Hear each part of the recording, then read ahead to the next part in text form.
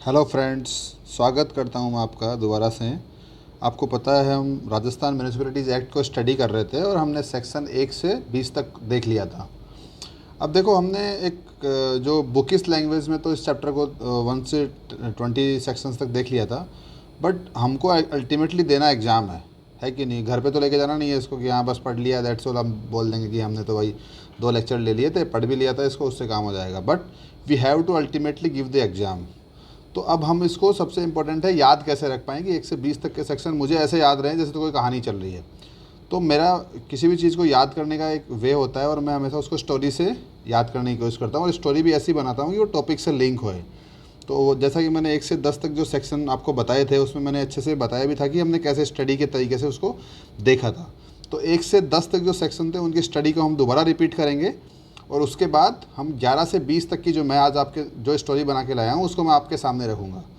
फिर उसके बाद आप देखना कि आपके लिए ये कितना इजी हो जाएगा इस चैप्टर को याद करके रखना। और ऐसे करके हम सारे सेक्शंस को आराम से याद कर लेंगे और आप कैसा भी क्वेश्चन आए उसको डील करने के लिए बिल्कुल हमेशा रेडी रहेंगे। तो हम अभी स्टार्ट करते हैं इसको सेक्शन 1 to 10 तक। सबसे फर्स्ट जो सेक्शन था वो हमारा एक्सटेंट और डेट का था कि ये जो एक्ट है वो कौन से एरिया तक लागू होगा और जिस दिन से लागू होगा उसकी डेट क्या रहेगी। हमने देख लिया था कि ये राजस्थान में लागू होगा अदर देन छावनी बोर्ड। और डेट हमने बोली थी कि उसमें जो जिस गजट में ये आया था एक्ट, उसमें ये था कि 15 सितंबर 2009 की डेट थी कि उस डेट से ये लागू होगा। फिर हमने सेक्शन 2 में देखा था कि डेफिनेशंस रहेगी, जो डेफिनेशंस हम आने वाले सेक्शंस में देखते रहेंगे। फिर हमने बोला यार ठीक है ये तो हो गया, तो अब क्या करो, अब पहले सबसे पहले इंपॉर्टेंट है भाई डिलिमिट करवाओ। तो हमने डिलिमिट कराया, इस म्यूनिसिपैलिटी ए को बी में डाला, बी को ए में डाला, कुछ पार्ट को 2 को स्प्लिट कर दिया, छोटे वाली म्यूनिसिपैलिटी को बड़ी म्यूनिसिपैलिटी में डाल दिया, किसी गांव को हमने म्यूनिसिपैलिटी बना दिया, उसका क्या इम्पैक्ट आएगा ये हमने सेक्शन 3 में देख लिया था। अब जब हमने ये सब कुछ कर दिया था तो बोला यार अब एक काम करो, जब आप नई नई बनाए हो तो हमको तो कुछ छूट भी दो। हमने देखा था ना, अगर नई नई बनाए हो तो कुछ ना कुछ छूट दो हमको। तो ये छूट हमने दे दी इसको। बोले छूट दी हो तो क्या करोगे, आप कुछ एक्स्ट्रा रूल्स भी बनाओगे, कुछ एक्स्ट्रा नियम भी बनाओगे। और वो एक्स्ट्रा नियम हमने बोला था कि उस जो एग्जाम्पन्स दिए हुए हैं उन काम को करने के लिए आप क्या करो, एक्स्ट्रा रूल बना दो। जो आपने जो एग्जाम्पन्स दिए हैं उस काम को पूरा करने के लिए आप कुछ नए नियम बना दो। तो ये हमने सेक्शन 4 में देखा था। बोले यार अब आपने डिलिमिट भी कर दिया, गांव को भी म्यूनिसिपैलिटी बना दिया और एग्जाम्पन भी दे दिया, तो बोले अब नेक्स्ट काम क्या करें। बोले अब क्या करो, अब एस्टेब्लिशमेंट कर दो म्यूनिसिपैलिटी का। तो म्यूनिसिपैलिटी का एस्टेब्लिशमेंट कर दिया आपने। पता था कि संक्रमित एरिया में क्या होगी, नगर पालिका होगी। स्मॉलर अर्बन एरिया में क्या होगी, वो आपकी होगी नगर परिषद होगी, ठीक है। और फिर लार्जर अर्बन एरिया में क्या होगी, नगर निगम होगी। ये हमने देख लिया था एस्टेब्लिशमेंट ऑफ म्यूनिसिपैलिटी में। फिर बोला था कि एक निगमित निकाय होगा, ये खुद एक बॉडी होगी, लीगल बॉडी होगी, इसके ऊपर भी केस किया जा सकता है, ये भी केस कर सकती है, ठीक है। इसमें सक्सेशन भी होगा, मतलब ऐसा नहीं है कि पिछली बार नगर पालिका में चेयरमैन तो नए चेयरमैन आएंगे तो जो उसने काम किया होगा वो अभी तक भी लागू रहेंगे, जो उसने नियम बनाए हैं वो अभी तक भी लागू रहेंगे अगर ये चेंज नहीं करे तो। फिर उसके बाद हमने देखा था कि जो इंडस्ट्रियल टाउनशिप, वो गवर्नर को अधिकार दिया था, गवर्नर कर सकता है। अथॉरिटी वो किसको अधिकार दिया था, स्टेट गवर्नमेंट को अधिकार दिया था कि state government cultural, historical, tourism aspect को देखते हुए कोई भी स्टेट में, कोई भी डिस्ट्रिक्ट में किसी भी एरिया को, जो एरिया है उसमें अथॉरिटी का गठन कर सकती है। और उस वहाँ पे जो म्यूनिसिपल बॉडी है, उस म्यूनिसिपल बॉडी का जो कुछ फंक्शंस हैं वो इस अथॉरिटी को ट्रांसफ़र कर सकती है। मैंने जेडीए का एग्जांपल दिया था टूरिज्म को लेके। फिर उसके बाद हमने बोला कि ठीक है एस्टेब्लिशमेंट हो गया, अब एक काम करो, इसका गठन कर दो, कंपोजिशन कर दो। हमने बोला था A+B+C, याद होगा। ए कौन से थे, इलेक्टेड वार्ड मेंबर्स थे। बी कौन से थे, नॉमिनेटेड थे। और सी कौन से थे, हमारे एमपी और एमएलए जो थे उसको हमने सी में काउंट करके रखा था। एमपी और एमएलए का हमने बोला था कि वो वोट दे सकते हैं, जो नॉमिनेटेड हैं वो वोट नहीं दे सकते। नॉमिनेटेड को गवर्नमेंट कभी भी हटा सकती है, ये हमने देख लिया था। उसके बाद बोला यार अब मेरा बढ़िया म्यूनिसिपैलिटी बन गया, सब कुछ हो गया, अब इनकी एक टर्म डिफाइन कर दो, नहीं तो परमानेंट बैठे रहेंगे। हमने बोला था ना परमानेंट बैठे रहेंगे, हटेंगे ही नहीं वहाँ से। इस हिसाब से आप याद रखना, हटेंगे ही नहीं वहाँ पे। जब हटेंगे नहीं तो हमने टर्म डिसाइड कर दी, चलो ठीक है टर्म। अब ये सारी बातें होगी। बोले यार अब ये तो सब आपने कंपोजिशन कर दिया, लेकिन गवर्नमेंट तो कोई एक आदमी या किसी एक के थ्रू चलेगी ना, एग्जीक्यूटिव तो चाहिए ही वहाँ पे। तो बोले ठीक है यार, वहाँ पे हम क्या करेंगे, चेयरमैन जो होगा उसके अंदर गवर्नमेंट रहेगी। मतलब गवर्नमेंट किसके थ्रू चलेगी, म्यूनिसिपैलिटी की चेयरपर्सन के थ्रू हो जाएगी।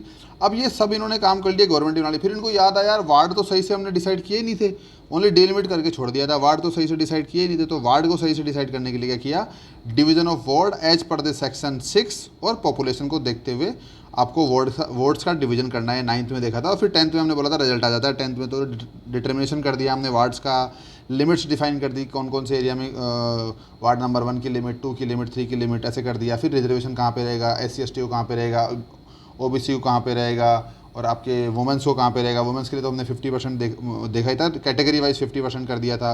रोटेशन भी करना है कि इस बार SC की यहाँ पर ही तो नेक्स्ट ईयर नेक्स्ट टाइम जो इलेक्शन हो उसमें SC की उधर शिफ्ट हो जाए। और हमको ये कोशिश करनी चाहिए कि जहाँ पे मेजोरिटी ऑफ SC पॉपुलेशन है वहीं पे SC की सीट भी रहे। In the same way ST के लिए, in the same way OBC के लिए हो गया। फिर उसके बाद हमने देखा था कि नॉर्थ वेस्ट से नंबरिंग स्टार्ट होनी चाहिए, ठीक है। तो ये सारी चीज़ें हमने 10 तक देखी थी। अब उसके बाद क्या हुआ, हमको 11-12 इसको कौन सी स्टोरी बना के याद रखे। आप भी अपने दिमाग में सोचना कि कौन सी स्टोरी से सकते हैं, लेकिन मैंने क्या किया कि ये पूरी कहानी है, इसको कहानी से आगे चलने देते हैं।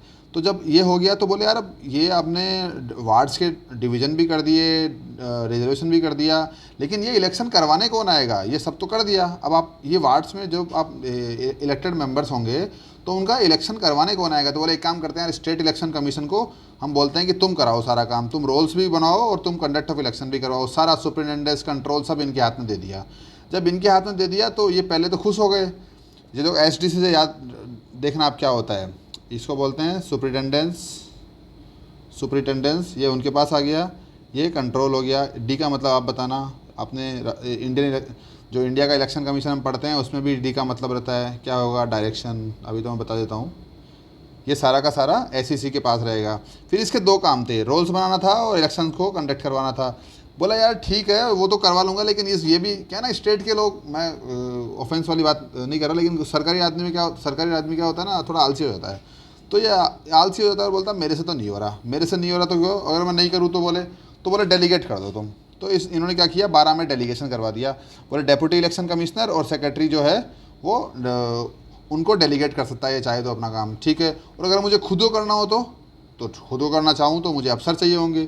तो बोले अफसर ठीक है आपको दे देंगे। तो अफसर कौन से में दिए, 13 में। कौन कौन से दिए, ERO दे दिए, AERO दे दिए, और eligibility for name in rolls. अपन ने पढ़ा था ना कि अगर कोई आदमी अगर सिक्कर का है, वो अगर जयपुर में जॉब करता है तो ऐसा नहीं है कि उसकी जो नाम, उसका नाम है वो जयपुर की लिस्ट में आ जाएगा, उसका नाम सिक्कर की लिस्ट में रहेगा। और भी हमने बहुत सारी चीज़ें देखी, कोई होटल में आकर रह रहा है तो नहीं काउंट होगा, कोई अगर बाहर से कोई टूरिस्ट घूमने आया तो नहीं काउंट होगा, वो उसके जो वहाँ के डोमिसाइल में काउंट नहीं होगा। वो हमने देख लिया था 13 में। फिर उसके बाद अब देखते हैं कि यार कुछ अगर सभी एलिजिबल होंगे ही नहीं तो भाई डिस्क्वालिफिकेशन किस पे होगा वही बता दो हमको। तो बोले ठीक है हम आपको डिस्क्वालिफिकेशन बता देते हैं। तो बोले कुछ को तो हम डिस्क्वालीफाई करेंगे ही करेंगे ना, सबको ही थोड़ी हम नामावली में डाल देंगे। तो बोले ठीक है, जो सिटीजन नहीं होगा उसको, और जिसका अनसाउंड माइंड होगा उसको हम डिस्क्वालीफाई कर देंगे, ठीक है। और अगर फिर भी किसी ने झूठ बोल के बनवा लिया तो बोले हम उसको क्या करेंगे, 1 साल की सज़ा दे देंगे और 2 से 5 हज़ार तक का जुर्माना लगा सकते हैं, या तो दोनों ही कर सकते हैं हम। तो ये हमने देखा था कि अगर आप फॉल्स डिक्लेरेशन करते हो, फॉल्स डिक्लेरेशन मतलब झूठा कुछ भी देखे, अगर आप अपना नाम डलवाते हो, आप वहाँ के हो ही नहीं फिर भी डलवा देते हो, कुछ झूठा कुछ कागज़ या कुछ डॉक्यूमेंट देके अगर आप बनवा लेते हो तो आपको 1 साल का सज़ा हो सकती है और 2 से 5 हज़ार तक का आपके ऊपर जुर्माना हो सकता है, या दोनों हो सकता है। अब क्या हुआ, SEC को लगा कि यार ERO और AERO से तो संभल नहीं रहा। देखो इसको याद करने के लिए बना रहा हूँ मैं, इसमें आप बिल्कुल कॉन्सेप्चुअल जो है ना वो क्लैरिटी आप एक्ट को सेक्शन को अंदर से याद रखो कि हाँ इस सेक्शन में ये था। सेक्शन के नंबर आपको सीक्वेंस वाइज आप इस स्टोरी से याद रख सकते हैं कि क्या हुआ कि बोले यार पहले SEC से इलेक्शन कराने की बात करी गई। SEC बोला कि यार मेरे को तो मैं अगर नहीं करना चाहूँ तो बोले डेलीगेशन कर दो। बोले ठीक है मैं खुद करना चाहूँ तो बोले अफसर दे देंगे, ERO और AERO दे देंगे तुमको, ठीक है, और तुम उसके हिसाब से रोल्स बना लेना, ठीक है बोले कर लेंगे। और फिर वो सब तो रोल्स में आएंगे नहीं, तो कुछ तो डिस्क्वालीफाई होंगे, तो डिस्क्वालीफाई को 14 नंबर में डाल दिया। फिर बोले अगर फिर भी झूठ बोल के किसी ने बना लिया तो उसको फर्स्ट डिक्लेरेशन में डाल दिया। इस तरह से याद रखेंगे हम। अब क्या हुआ आपको पता होगा, ERO AERO से नहीं समझ रहा तो किसको बोले, state election commissioner, state election officer आ जाएगा, वो सॉरी चीफ इलेक्टोरल ऑफिसर आ जाएगा उसमें, जिसको अपन स्टेट इलेक्शन ऑफिसर में बोल रहा हूँ, लेकिन वो चीफ इलेक्टोरल ऑफिसर बोलते हैं इसको। उसमें क्या करता है, जो SEC होता है वो गवर्नमेंट ऑफ स्टेट मतलब गवर्नमेंट ऑफ राजस्थान से बात करेगा और बोले यहाँ कंसल्टेंट करके और एक चीफ इलेक्टोरल ऑफिसर बैठा देगा।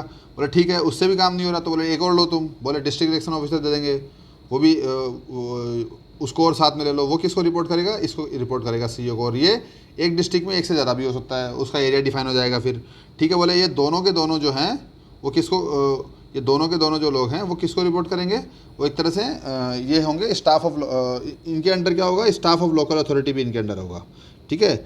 और क्योंकि इन दोनों को भी आदमी चाहिए, आदमी तो इन सबको चाहिए, ऑफिसर है ना ये, तो इनको सबको आदमी चाहिए, तो बोले स्टाफ ऑफ लोकल अथॉरिटी भी इनको रिपोर्ट करेगा।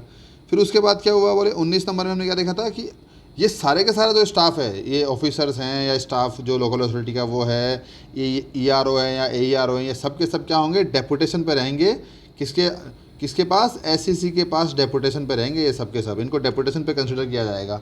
ये हमने देख लिया था। उसके बाद हमने 20 में क्या देखा था, अगर आपको याद हो तो हमने देखा था ब्रीच ऑफ ऑफिशियल ड्यूटी। अगर कोई, ये जितने भी अफसर हैं, ये जितने भी अफसर हैं, ये जो अफसर हैं आपके DEO हैं या जो DEO हैं या CEO हैं, जितने भी अफसर हैं, अगर ये ब्रीच करते हैं अपनी ऑफिशियल ड्यूटी, अपना ऑफिशियल ड्यूटी को सही से नहीं निभाते हैं, तो इनके ऊपर भी जुर्माना है, इनको भी सज़ा है। तो आप वो मुझे बताएंगे, कोर्ट इंटरफेयर नहीं करता है, ये भी आपको पता होगा।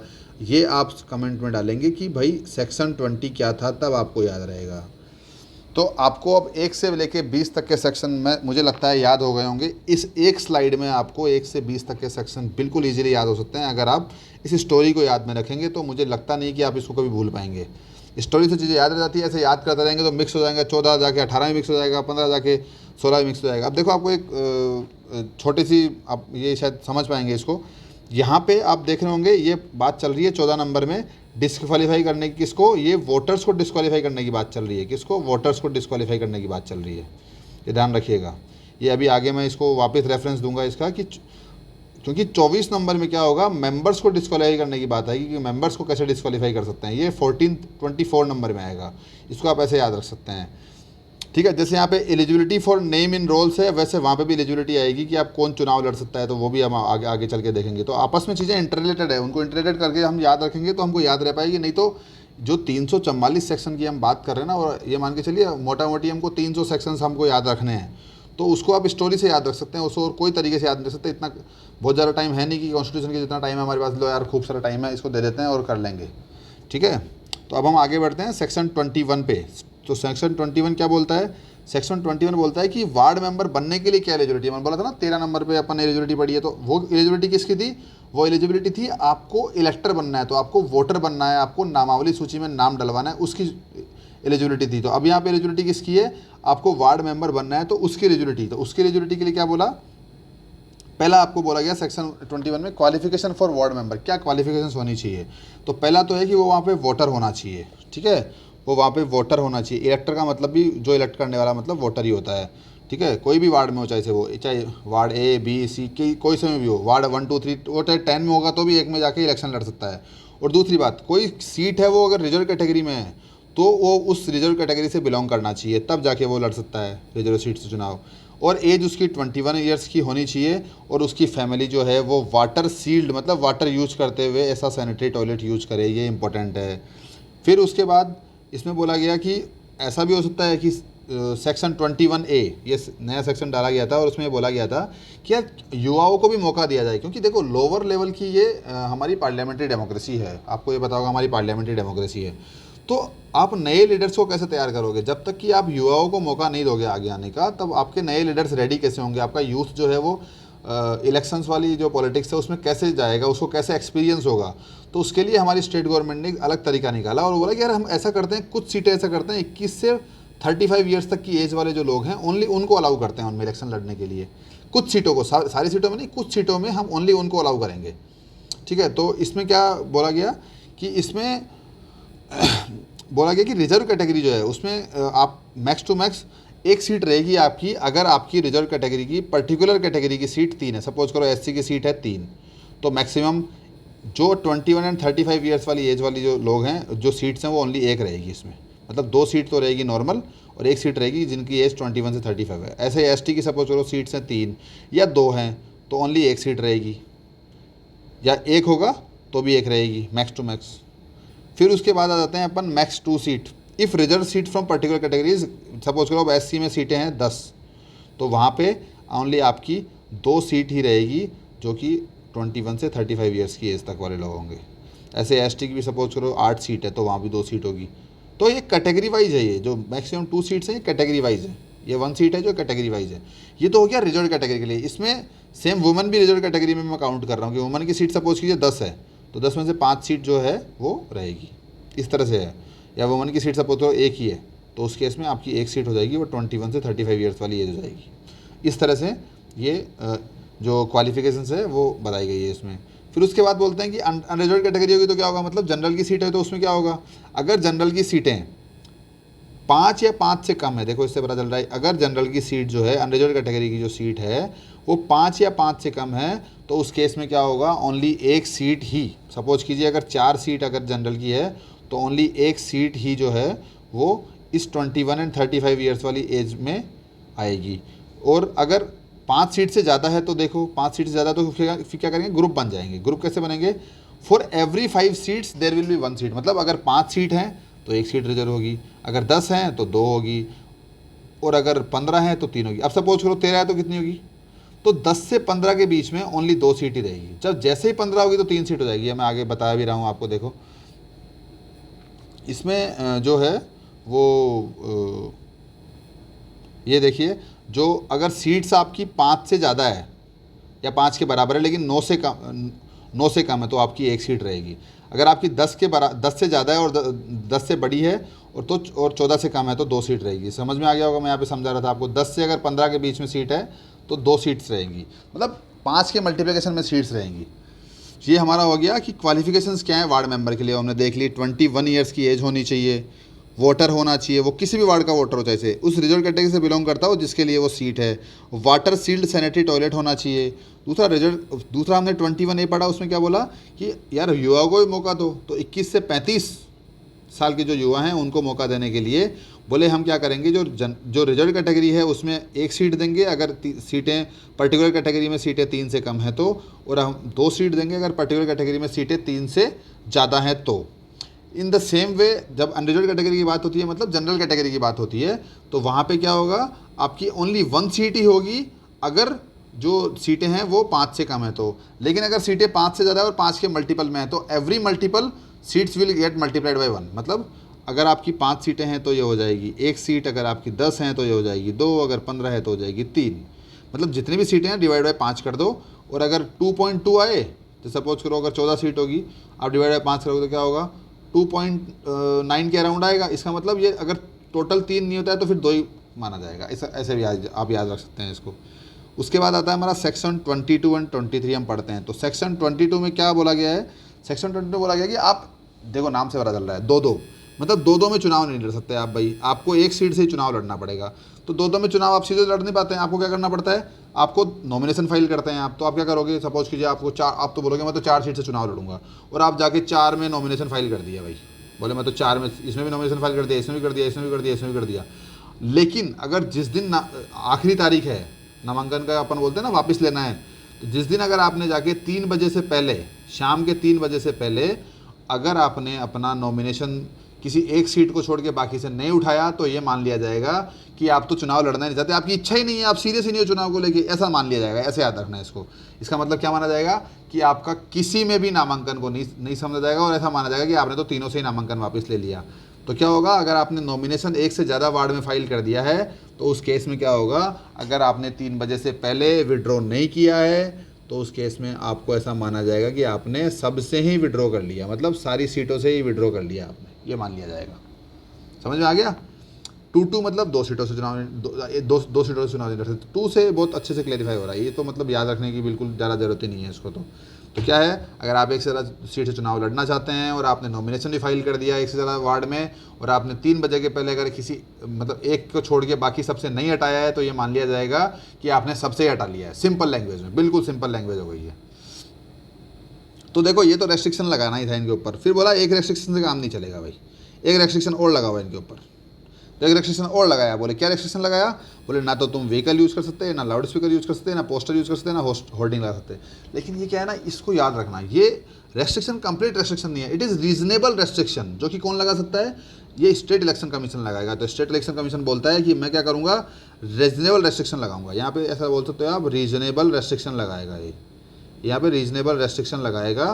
किसके ऊपर भाई, तुम व्हीकल ज़्यादा यूज़ नहीं कर सकते, लाउड स्पीकर यूज़ नहीं कर सकते, पोस्टर यूज़ नहीं कर सकते, होर्डिंग्स यूज़ नहीं कर सकते, लेकिन एक लिमिटेशन, ऐसा नहीं कि कंप्लीटली रेस्ट्रिक्शन लगा देगा, क्योंकि फिर व्हीकल वो तो बोलेंगे एक भी व्हीकल यूज़ नहीं करते, पैदल थोड़ी घूमता रहेगा, इस तरह से मतलब व्हीकल पे मतलब ऐसा नहीं कि पता चला आप 100 के व्हीकल लेके घूम रहे हो तो वो भी अलाउड नहीं है। रीजनेबल रेस्ट्रिक्शन का मतलब ये होता है।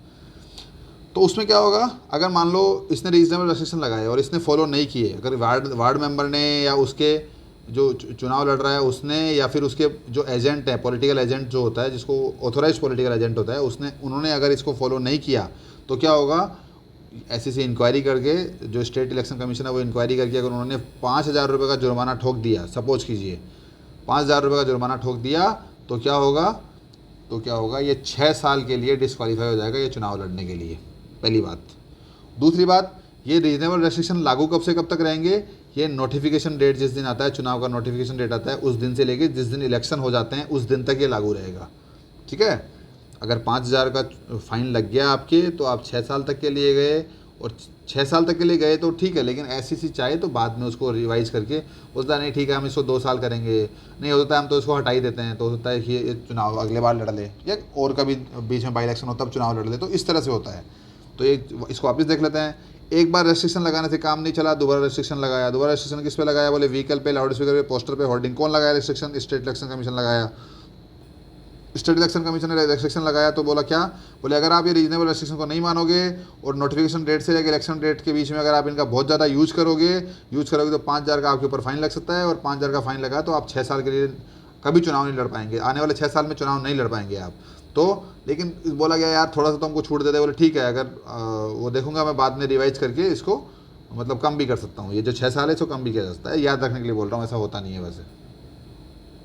दूसरी बात क्या है कि जो कोर्ट है वो इसमें इंटरफेयर नहीं कर सकता है। हाँ, एक तरीका है, अगर आपका स्टेट इलेक्शन कमीशन का कोई अधिकारी है वो अगर कंप्लेन कर दे तो फिर कोर्ट इसमें इंटरफेयर करेगा, नहीं तो कोर्ट इंटरफेयर इसमें नहीं करेगा। अब आते हैं हम सेक्शन 24 एंड 25 को पढ़ते हैं। सेक्शन 24 थोड़ा सा इंपॉर्टेंट है, मैंने पीछे बात करी थी डिस्क्वालिफिकेशंस की। ठीक है, सेक्शन 24 में मैंने बात करी थी कि डिस्क्वालिफिकेशंस क्या क्या हो सकती है। तो यहाँ पे क्या बात कर रहे हैं कि जनरल डिस्क्वालिफिकेशन ऑफ मेंबर्स क्या हैं। तो पहला केस आता है कि अगर वो कहीं पे कन्विक्टेड हो गया हो, किसी केस में कन्विक्टेड हो गया, तो बोले कौन से केस में कन्विक्टेड हो गया हो, तो फर्स्ट केस आता है कि CPC 117 का जो ऑर्डर है उसमें सेक्शन 110 के अंदर इसके अगेंस्ट में सिक्योरिटी ऑर्डर पास हो गया हो। बहुत ज़्यादा याद रखने की ज़रूरत नहीं है मैं, लेकिन फिर भी बता रहा हूँ, आप इतना सा याद रख लेंगे CPC 117 अंडर सेक्शन 110। लेकिन इसमें ऐसा है, अगर ये ऑर्डर वापस हट जाता है तो उस केस में क्वालिफाई हो जाएगा ये। मान लो सपोज कि ये वापस फिर ऑर्डर निकल गया और बोले नहीं ठीक है ये सिक्योरिटीज़ के ऊपर जो लगाई थी हमने वो हटा ली है, तो उस केस में हट जाएगा। मैं बहुत ज़्यादा एक्सप्लेन नहीं कर रहा हूँ, इतनी ज़्यादा चीज़ें याद रखने की ज़रूरत नहीं है। आप अगर इतना याद रख लेंगे कि हाँ कन्विक्टेड अगर CP 117 और उसमें भी 110 के अंदर हो गया हो तो उस केस में डिस्क्वालीफाई हो जाएगा। सेक्शन 245 इस एक्ट का जो सेक्शन 245 है उसमें अगर ये कन्विक्टेड हो गया हो तो फिर उसके बाद prevention of food adulteration act, suppose food में मिलावट करते हुए कोई लफड़े में पाया गया और उसमें इसको सज़ा हो गई हो, तो 6 महीने से ज़्यादा की सज़ा हो गई हो, तो 6 महीने से ज़्यादा की सज़ा हो गई हो तो 6 साल के लिए चुनाव नहीं लड़ पाएगा। ये ध्यान रखने की बात है, अगर 6 महीने से ज़्यादा की सज़ा हो गई हो तो 6 साल तक के लिए चुनाव नहीं लड़ पाएगा। ये हो गया फर्स्ट केस, कौन सा, कन्विक्शन वाला। अगर कन्विक्शन हो गया हो CPC 117 में, कन्विक्शन हो गया हो सेक्शन 245 इस एक्ट के में, फूड एडल्ट्रेशन मिलावट करते हुए पकड़ा गया है उसमें इसको सज़ा हो गई हो, 6 साल तक के लिए नहीं चुनाव नहीं लड़ पाएगा अगर 6 महीने से ज़्यादा की कोई सज़ा हुई हो तो इसको। ठीक है, अब कुछ ऐसे डिस्क्वालिफिकेशन हैं जो म्यूनिसिपैलिटी से रिलेटेड है। जैसे अगर आप म्यूनिसिपैलिटी में कोई आपका कॉमर्शियल इंटरेस्ट है तो ठीक है, अगर आप म्यूनिसिपैलिटी के अगर आप कोई वकील हैं, कोई केस को लेके आप वकील आप म्यूनिसिपैलिटी की तरफ से अगर आप वकालत कर रहे हैं तो। थर्ड केस है कि म्यूनिसिपैलिटी का कोई बकाया हो वो आपने नहीं चुकाया हो तो वो, ये सब सारे तरीके हैं, और वो 2 साल से नहीं चुकाया हो और आपके अगेंस्ट में रिकवरी एक्शन स्टार्ट हो गया है तो उस केस में फिर आप म्यूनिसिपैलिटी से रिलेटेड वाले मामले में आते हैं। दूसरा आपका कॉमर्शियल इंटरेस्ट हो, आपका कोई टेंडर हो वहाँ पे, आपका मतलब कोई आप ऐसी कंपनी में हो जो कुछ सप्लाई करती हो वहाँ पे, तो इन केस में फिर आप नहीं कर पाएंगे। लेकिन इसका मतलब ये नहीं कि आप आपकी कोई प्रॉपर्टी है वो आपने म्यूनिसिपैलिटी को लीज पे दे रखी है तो भी आप नहीं कर पाएंगे। अगर आपने म्यूनिसिपैलिटी का कोई डिबेंचर लिया हुआ है, मतलब डिबेंचर का मतलब होता है सपोज कीजिए इनका कोई म्यूनिसिपैलिटी को आपने लोन दिया हुआ है, समझ लो सिंपल भाषा में। डिबेंचर क्या होता है, एक जैसे कोई कंपनी होती है या कोई ट्रस्ट होती है या कोई भी नगर पालिका नगर निगम होती है, वो अपने बॉन्ड जारी करती है, बॉन्ड समझ लो आप। तो बोले आप मुझे पैसे दो, मैं आपको 8% इंटरेस्ट से ब्याज भी दूंगी और पैसे भी लौटाऊंगी, उसको डिबेंचर बोलते हैं। तो हो सकता है कि इसने लिया हुआ हो डिबेंचर, कोई बॉन्ड दिया हुआ हो, ये पॉसिबिलिटी है। तो उस केस में हम ये नहीं मानेंगे कि म्यूनिसिपैलिटी से रिलेटेड है। सेकंड है कि वो लीगल प्रैक्टिसनर और पेड जिसको म्यूनिसिपैलिटी पैसा देती हो। तीसरा क्या है कि उसके अगेंस्ट रिकवरी प्रोसेस इनिशिएट हो चुकी है for dues more than 2 years.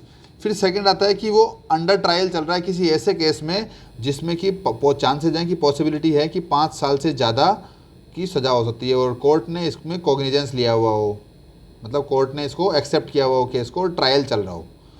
ठीक है, ये वाला केस हो गया। फिर आते हैं हम कुछ अलग और रीजंस दिए हुए हैं कि जिसके बेसिस पे डिस्क्वालीफाई माना जाएगा।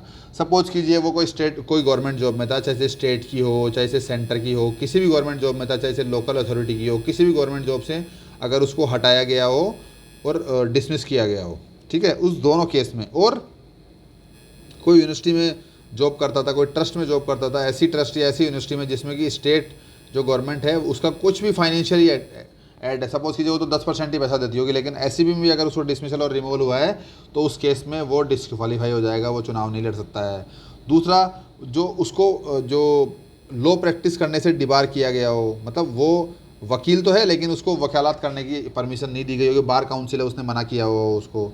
तीसरा है उसको डिस्क्वालीफाई किया गया हो, सेक्शन 35-41 जब आएगा तब हम देखेंगे, लेकिन यहाँ पे ध्यान रखने की जरूरत है, सेक्शन 35 और 41 के अंदर उसको डिस्क्वालीफाई किया गया हो। फिर है उसके 2 चाइल्ड हों एक्सेप्ट डिसेबल्ड, मतलब डिसेबल्ड अगर बच्चा हो जाता है तो उसको काउंट नहीं करते हैं 2 चाइल्ड में, और वो भी कब के बाद 27/11/1995 के बाद में उसके 2 बच्चे हों, तो उस केस में वो डिस्क्वालीफाई हो जाएगा, वो चुनाव नहीं लड़ सकता है। अब आते हैं सेक्शन 25 पे, वो क्या है, राइट टू वोट, मतलब वोट देने का अधिकार किसको होगा किसको नहीं होगा, तो वो भी यहाँ पे बिल्कुल क्लियर कट बोला गया है कि वोट देने का अधिकार किसको होगा। तो आप खुद सोच के देखिए, वोट देने का अधिकार उसको होगा जिसका नामावली सूची में नाम हो। लेकिन कोई ऐसे बोल दे मेरा तो 2 बार नाम आया नामावली सूची में, तो 2 बार वोट दूंगा। कोई ऐसा बोले मेरा नाम तो नामावली सूची में ही है, मैं तो 5-5 को वोट दूंगा, मतलब 5 कैंडिडेट हैं, मैं तो 5 को ही वोट दूंगा, या फिर मैं जो एक है उसको भी 2 बार वोट दूंगा। तो ये वाला केस हमको देखना पड़ेगा इसमें क्या है। तो किसको राइट नहीं दिया है, राइट नहीं दिया गया है जो कि सेक्शन 14 के अंदर डिस्क्वालीफाई हो रखा। अपन ने देखा था ना सेक्शन 14 में वोटर्स का डिस्क्वालिफिकेशन था, वोटर्स का डिस्क्वालिफिकेशन था। याद करने की कोशिश करो, अभी थोड़ी देर पहले ही मैंने बताया है कि वोटर्स का डिस्क्वालिफिकेशन किस बेसिस पे होता है, याद करने की कोशिश कीजिए। फिर क्या है, votes in more than 1 ward, मतलब वो एक वार्ड से ज़्यादा में अगर वो जाके वोट करके आ जाएगा तो किसी में भी वोट नहीं माना जाएगा, ये ध्यान रखिएगा। ऑल वोट, मतलब किसी में भी उसका वोट नहीं माना जाएगा। पता चला वो तो 10 में जाके वोट दे गया, अगर खुश हो रहा है कि मैंने तो 10 में वोट दे दिए, उसको पता ही नहीं कि 10 में से एक भी काउंट नहीं होने वाला है, तो फिर क्या मतलब है। तो इसलिए उसको एक तरह से इनडायरेक्टली राइट ही नहीं मिला ना वोट देने का। फिर 2 बार वोट देना अलाउड नहीं है, even after having 2 time names, मतलब पता वो तो बोलेगा मेरा तो ये नामावली सूची है ना, इसमें एक बार यहाँ पे नाम था एक बार यहाँ पे नाम था, मैं तो 2 बार वोट दूंगा, तो वो भी अलाउड नहीं है। अगर फिर भी उसने दिया है तो वो काउंट ही नहीं होगा। तीसरा क्या है, वो जेल में है तब भी काउंट नहीं होगा, तब भी वो वोट नहीं दे सकता है अगर वो जेल में कोई सज़ा काट रहा है तो। लेकिन इसमें एक चीज़ ध्यान रखना, बोल रहे हैं ना राइट गिवन, तो अगर उसमें वो प्रिवेंटिव डिटेंशन में है, प्रिवेंटिव डिटेंशन में उसको अंदर रखा गया है, तो फिर वो अलाउड होगा, फिर वो अलाउड होगा वोट देने के लिए। तो हम देखेंगे इसमें रजिस्टर्ड वोटर जो है वार्ड में वो भी अलाउड होगा, और जो पर्सन अंडर प्रिवेंशन है, मतलब जो प्रिवेंटिव डिटेंशन में जिसको रखा गया है वो पर्सन अलाउड होगा। तो हमने सेक्शन 25 तक कंप्लीट कर लिया है, मुझे लगता है आपको याद हो गए होंगे। एक बार हम वापस जाके देख लेते हैं। सेक्शन 21 है, उसमें क्वालिफिकेशंस ऑफ मेंबर्स के बारे में बात की गई है। किसके बारे में बात की गई है कि जो मेंबर्स हैं वो कैसे क्वालिफाई होंगे। तो ये हमने सेक्शन 21 में देखा था, और हम आपको याद आ गया होगा 21 ईयर्स की उसकी एज होनी चाहिए, वो सिटीज़न होना चाहिए, वो इलेक्टर होना चाहिए वार्ड का, और कौन जो है। फिर उसके बाद हमने सेक्शन 21A देखा, उसमें स्पेशल जो 21 से 35 ईयर्स की एज तक वालों का बोला गया, और उसमें बोला गया कि भाई हम जो है ऐसी जो कैटेगरी वाइज सीट होती है उसमें अगर 3 से ज़्यादा सीट कम सीट रिजर्व है, 3 या 3 से कम सीट रिजर्व तो 1 सीट, और ज़्यादा है तो 2 सीट। और जनरल में हमने बोला कि 5 के मल्टीप्लिकेशन में चलेगा ये, ठीक है, ये हमने इसमें देख लिया। उसके बाद फिर आते हैं हम सेक्शन 22 में। तो सेक्शन 22 में हमने ये देखा था कि भाई जो 2-2 सीट पे चुनाव नहीं लड़ सकते आप, नाम से पता चल रहा था 2-2, मतलब 2-2 सीट से आप चुनाव नहीं लड़ सकते। फिर सेक्शन 23 में हमने क्या देखा था, आप याद करने, बिल्कुल मैंने बोला था सेक्शन 21 में एक चीज़ के लिए मना किया हुआ है, तो अब एक चीज़ के लिए और मना करेंगे। तो क्या बोला था बोले सेक्शन 23 में बोला था व्हीकल यूज़ नहीं कर सकते, रीजनेबल रेस्ट्रिक्शन था इन पे। एसईसी क्या करता था, रीजनेबल रेस्ट्रिक्शन लगा रखा था, और अगर फिर भी आपने यूज़ किए तो आप पे 5,000 रुपये तक का फ़ाइन होगा और 6 साल तक आप चुनाव नहीं लड़ पाओगे। लेकिन एसईसी बाद में जाके इसको हटा भी सकता है। उसके बाद हमने देखा था सेक्शन 24, जिसमें हमने देखा था कि डिस्क्वालिफिकेशंस किसी से बेसिस पे कन्विक्टेड हो गया हो तो, और म्यूनिसिपल से रिलेटेड हो तो, जैसे कमर्शियल इंटरेस्ट हो म्यूनिसिपैलिटी में, उसका पेड लीगल प्रैक्टिशनर हो वो और उसके अगेंस्ट रिकवरी प्रोसेस कोई ड्यू है जो लास्ट 2 साल से है उसका स्टार्ट हो गया हो तो। उसके बाद हमने देखा था कि और क्या बेसिस है इसका, वो है कि अंडर ट्रायल चल रहा हो किसी ऐसे केस में जिसमें 5 साल से ज़्यादा की सज़ा हो। फिर हमने देखा कि डिसमिसल हो और रिमूवल हो रखा हो उसका गवर्नमेंट जॉब से, वो लॉ से प्रैक्टिस करने से डिबार किया गया हो उसको, डिस्क्वालीफाइड हो वो सेक्शन 35 और 41 के अंदर, 2 चाइल्ड हों उसके, एक्सेप्ट डिसेबल्ड। फिर बता रहा हूँ डिसेबल को चाइल्ड में काउंट नहीं करते हैं इस केस के अंदर, इस एक्ट के अंदर, और 27/11/1995 के बाद वाले बच्चे काउंट होते हैं। फिर सेक्शन 25 है। सेक्शन 25 बोलता है कि राइट टू वोट किसको है, तो ये दोनों बातें बताता है। किसको राइट टू वोट है तो बोले वो रजिस्टर्ड वोटर होना चाहिए वार्ड में, और पर्सन्स अंडर प्रिवेंशन होगा तो भी वो अलाउड होगा। दूसरा, किसको राइट्स नहीं होंगे, राइट्स उसको नहीं होंगे जो डिस्क्वालीफाइड हो अंडर सेक्शन 14 के अंदर। वो हमने देख लिया था कि सेक्शन 24 के अंदर कौन आता है और वो डिस्क्वालिफिकेशन किस बेसिस पे होती है। वो आप याद करने की कोशिश कीजिएगा। सिटीजन नहीं होगा तो, अनसाउंड माइंड होगा तो, करप्ट प्रैक्टिसेस होंगी तो, और क्या था याद कीजिए। देखिए उसका रोलिंग लिस्ट में जो नाम था उसको हटाने का आदेश दे दिया गया हो, लेकिन जैसे ही हटाने का आदेश अगर हटेगा उस केस में फिर वापस उसका नाम आ जाएगा। ये हमने सेक्शन 14 में देखा था। यहाँ पे क्या है, सेक्शन 24 जो है वो मेंबर्स के डिस्क्वालिफिकेशन के लिए है, और सेक्शन 14 जो है वो मेंबर्स के डिस्क्वालिफिकेशन के लिए। तो आपस में थोड़ा सा कनेक्शन ही बनाएंगे तो स्टोरी में और जान डल जाएगी। आगे हम सेक्शन 21 से 25 की भी स्टोरी बनाएंगे। हम पूरे हर चैप्टर की एक स्टोरी बना के रखेंगे अपनी। बस वो आप स्टोरी याद रखेंगे, आपको सारे सेक्शंस याद रहेंगे उसके। ठीक है, तो हम अब नेक्स्ट सेक्शन में क्या करेंगे, नेक्स्ट चैप्टर में जो हम नेक्स्ट क्लास लेंगे उसमें हम क्या करेंगे, कोशिश करेंगे सेक्शन 26 से सेक्शन 35 तक कंप्लीट कर लें, और वहाँ तक की स्टोरी भी कंप्लीट कर लेंगे अपनी। बिल्कुल कहानी याद रखेंगे और बिल्कुल आराम से पूरा चैप्टर हम बिल्कुल ईजिली कर लेंगे। जो कि इतना मैं कभी यूट्यूब पे सर्च करने जाता हूँ तो मुझे लगता है कि ये जिस हिसाब से लोग पढ़ा रहे हैं उस हिसाब से लगता है कि मुझे तो याद करने में मेरी हालत ख़राब हो जाएगी। तो फिर मैंने खुद ने इसको फ्लो चार्ट के माध्यम से इसको मैंने बिल्कुल ईजी लैंग्वेज में बनाने की कोशिश करी है, ताकि आपको भी याद हो जाए और मुझे भी आपके साथ साथ लग रहा है अब तो सब कुछ याद हो ही गया है इसमें। तो मिलते हैं अपन नेक्स्ट क्लास में।